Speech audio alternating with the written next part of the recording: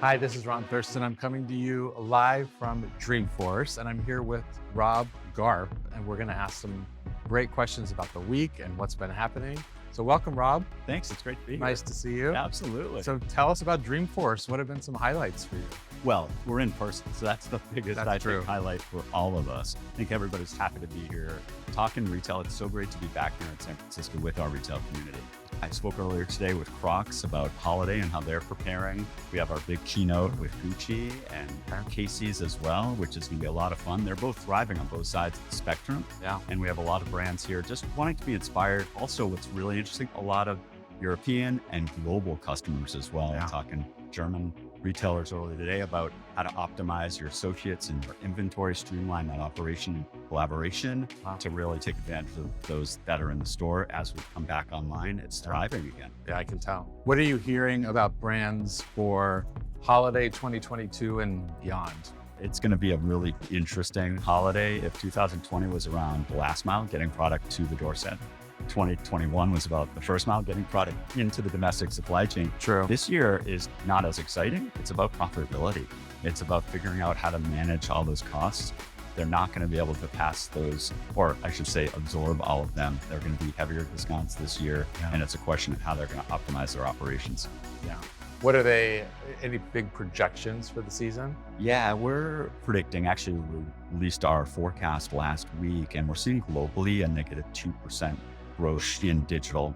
In US, 3% increase. So we're essentially level. Now, all of that growth is actually driven, or most of it anyways, by an increased average selling price. So consumers are going to buy less products at higher prices.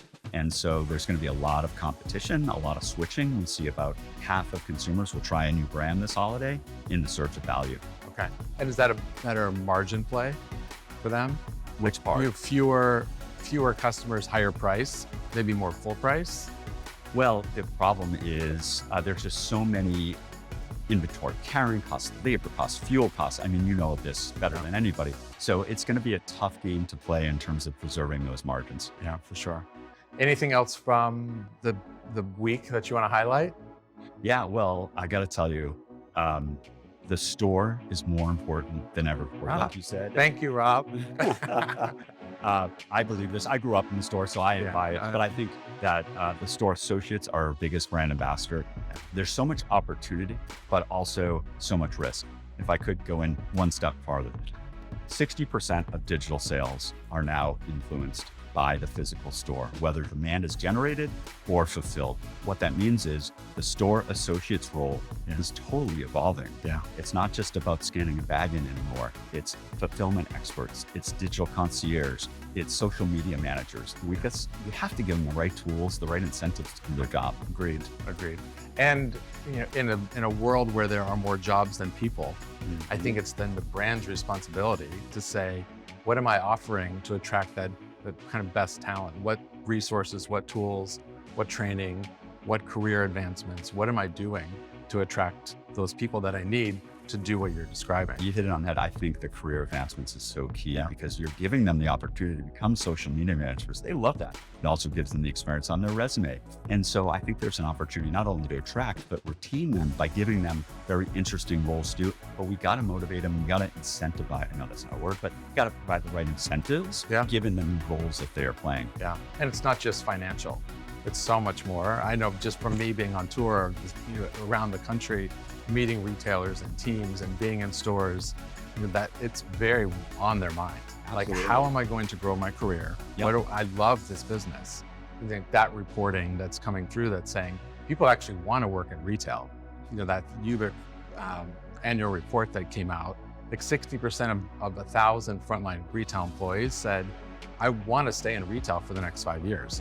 But I need resources and tools to do that. So this is part of it. Like the store importance isn't diminished by everything else that's going. It's actually become even more important. It's absolutely become more important, especially given the interplay between digital and physical. By arming the store associates with the right tools, with the right data, with the right intelligence, you're changing the engagement model. It's not just about checkout, it's about check-in. Yeah. It's changing the whole operational model. How are we prioritizing? How are we creating the workflow? How are we communicating from the head office down to the store? And then of course, it's changing the transaction as well. Yeah. It's not just about that fixed asset of the cash wrap anymore. Right. Again, I know you know this. Yeah, I You're know. living and breathing it. What are you hearing, by the way, out there as you're going around and she's listening? Yeah, I think what I'm hearing is that people are incredibly proud to work in this business, and for many really important brands that are doing good work. And I've met really small founder-led businesses and large, the biggest brands in the world. They are filled with really proud people, but they're overworked. Yeah. And they're stressed. And we're going now, if someone asks me what I think of holiday, I think it's going to be a very difficult season in the store. I think there's a lot of pressure to deliver results, a lot of high customer expectations. And more than ever, it just puts that pressure on them. They're fulfilling web orders, they're doing ship from store, they're trying to manage inventory expectations, they're trying to manage the customers whose bar has been risen. Yeah. And so all of a sudden, the face of the brand is the person standing in front of them. And and it's a good point. They're balancing the operational side with the engagement side. People are going in the store for a reason. They want to touch and feel the product. They want to talk to a knowledgeable store associate. And if you're forcing the store associate to make a choice, that's really tough. Right. I think there's a lot there. And I agree, we talk about margin, we talk about the holiday.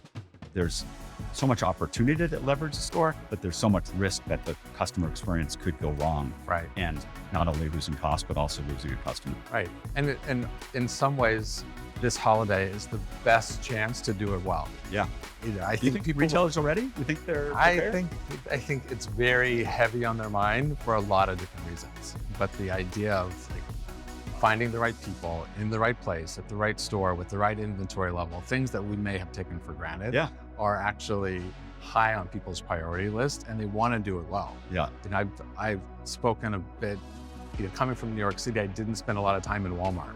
I've been in 24 Walmart stores on my tour across the country, because I really wanted to understand, how does this all serve this community? Yeah. And I think sometimes these big brands, we don't put as much emphasis on people as we do on infrastructure and technology and product and fulfillment. And I've met incredibly proud, happy people in some of these big stores. I love And that makes me really, really happy of how the industry evolves. It's not just founder-led small. It's actually the biggest brands have great people.